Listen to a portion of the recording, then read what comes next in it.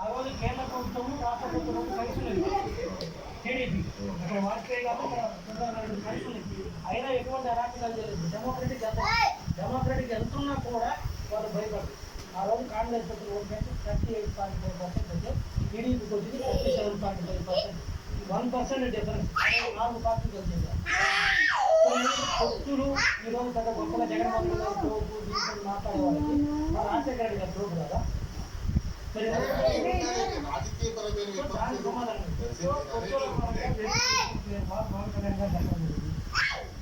మా పార్టీ వైపు నుంచి లోకేష్ గారు ఈరోజు బాలకృష్ణ గారు పక్కన ఉన్నారు. ములాఖాత్లో చంద్రబాబు నాయుడు గారు చెప్పిన దాని ప్రకారం మీరు బయటకు మాట్లాడతారు. So very clear. ఇక తర్వాత భవిష్యత్తు ఏ పార్టీ ఆడవుతుందో ఏంటని నాకు తెలియదు కానీ బట్ ఏ పార్టీ ఆడవుతుందో మేము కలుపుకుంటాము. వైసీపీ ప్రభుత్వాన్ని మేము గద్దె దింపడానికి ఏకైక లక్ష్యం. వైసీపీలో